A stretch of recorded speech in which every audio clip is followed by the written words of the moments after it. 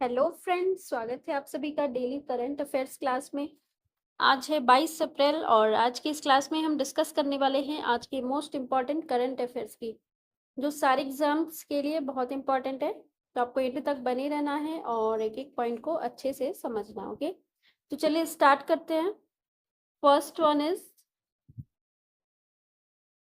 India is set to become the world's fastest growing large aviation market by 2026, surpassing China in growth rate. With a projected 10.5% passenger traffic growth compared to China's 8.9%. India's growth is being fueled by increasing demand for air travel among its vast population, where per capita air travel remains low. The rapid pace of infrastructure development, policy reforms, and growing middle class aspirations are contributing factors. तो भाई 2026 में India China को पीछे छोड़ते हुए दुनिया की सबसे तेजी से ग्रो करने वाला लार्ज एविएशन मार्केट बनने जा रहा है। ओके, और इसकी पैसेंजर ट्रैफिक ग्रोथ जो है 10.5% रहने का प्रोजेक्शन किया जा रहा है इन कंपैरिजन टू चाइना, जिसका कि 8.9% है।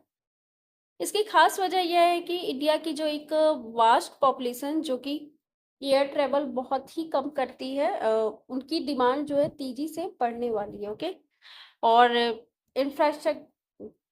इंफ्रास्ट्रक्चर डेवलपमेंट की तेज रफ्तार, पॉलिसी रिफॉर्म्स और growing middle class family class aspirations इसके कंट्रीब्यूटिंग फैक्टर्स है। Okay, next,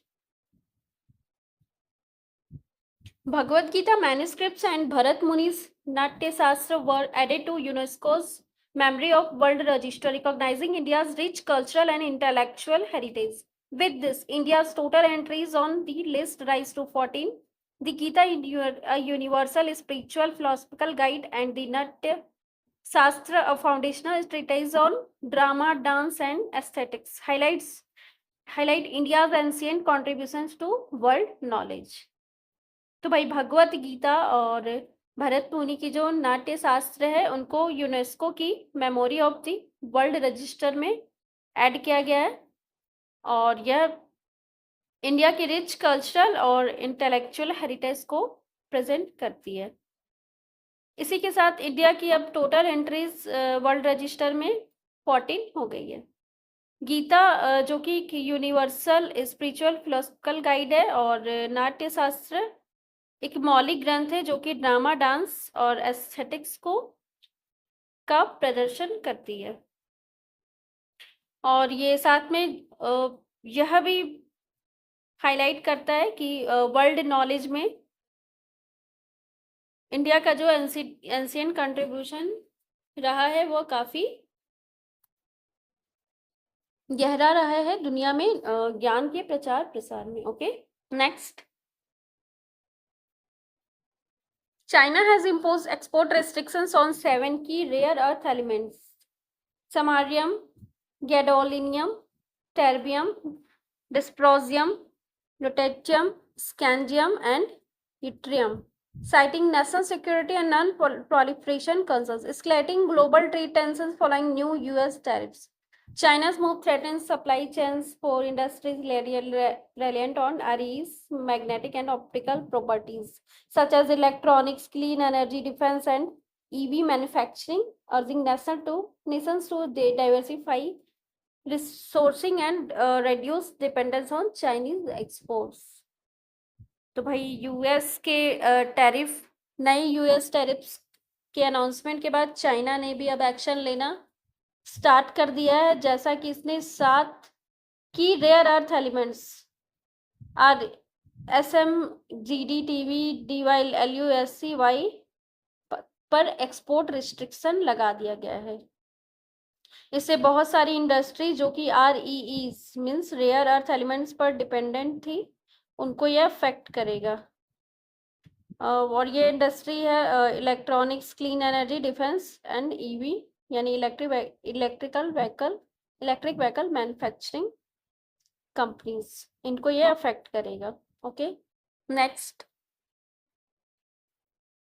India is projected to remain the fastest growing major economy in 2025 with a 6.5% GDP growth, according to UNCTAD Trade and Development Foresight's 2025 report. driven by robust public spending and supported by RBI monetary policies. While the global economy faces a potential recession amid geopolitical tensions, sluggish trade, and tight financial conditions, China is expected to grow at 4.4% and US and EU at 1%.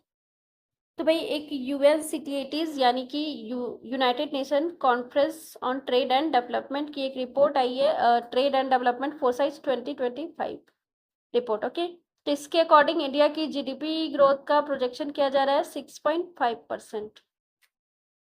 और ऐसा RBI की काफ़ी supportive monetary policies and robust public spending के वजह से ही यह जो growth है प्रोजेक्ट किया जा रहा है। वही दूसरी तरफ ग्लोबल इकोनॉमी जो है रिसेशन फेस कर रहा है, जैसा कि चाइना का एक्सपेक्ट किया जा रहा है जीडीपी ग्रोथ 4.4% और यूएस एंड यूयू का जस्ट 1%। Okay, next.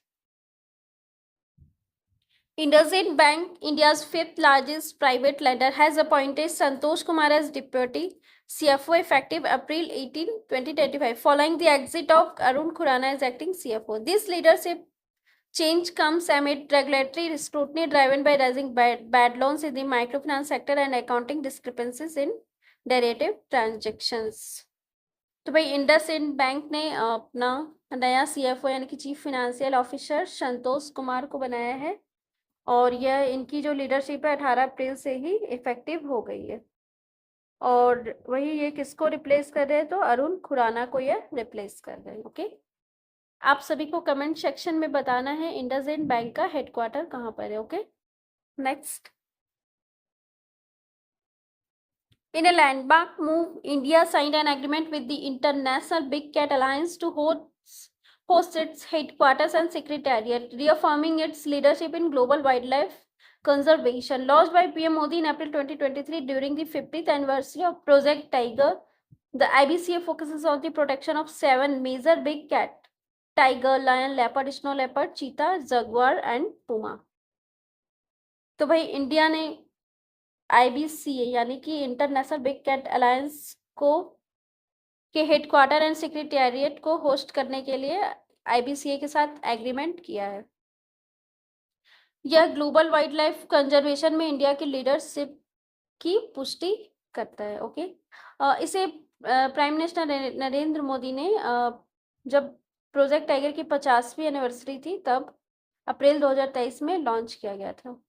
इसका मेन फोकस 7 बड़े बिग कैट्स को प्रोटेक्ट करना है, जो कि है tiger, lion, leopard, snow leopard, cheetah, jaguar and puma. Okay, next.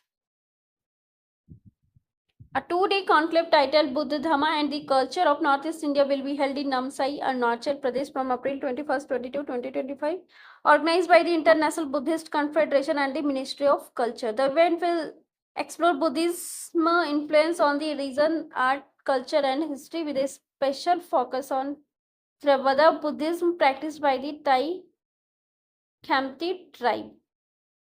तो भाई 2 दिन का कॉन्क्लेव जो कि नामसाई अरुणाचल प्रदेश में हुआ वो, और उसका टाइटल था कॉन्क्लेव का Buddha Dhamma and the culture of north east India. भाई इसे ऑर्गेनाइज किसने किया था, तो international Buddhist confederation and ministry of culture ने ऑर्गेनाइज किया था। Okay, next. World Heritage Day, also known as the International Day for Monuments and Sites, is observed on April 18th annually to promote the preservation of cultural and natural heritage. Organized by ICOMOS and recognized by UNESCO since 1983. The 2025 theme, Heritage Under Threat from Disasters and Conflicts, highlights the need for preparedness and resilience in India. Ranked 6th globally with 43 UNESCO World Heritage Sites. Includes iconic sites like the Taj Mahal, Ajanta and Ellora Caves and Kaziranga National Park.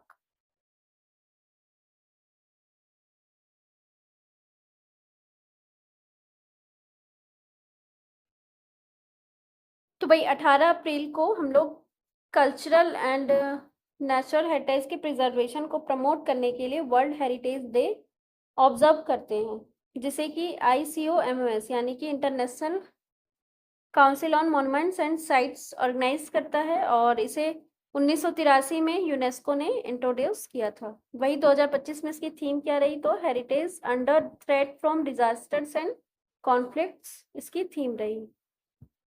भाई India की world heritage में ranking की बात करें तो इसकी ranking 6th globally with 43 UNESCO world heritage sites रही, जिसमें कि इसके आइकॉनिक साइट्स जैसे कि Taj Mahal, Ajanta and Ellora caves and Kaziranga national park को यूनेस्को वर्ल्ड हेरिटेज साइट्स में इंक्लूड किया गया है।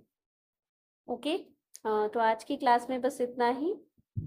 आप लोग को मैंने आपको करा दिया आज के इम्पोर्टेंट करंट अफेयर्स। अब आपको अपने से प्रैक्टिस करना है।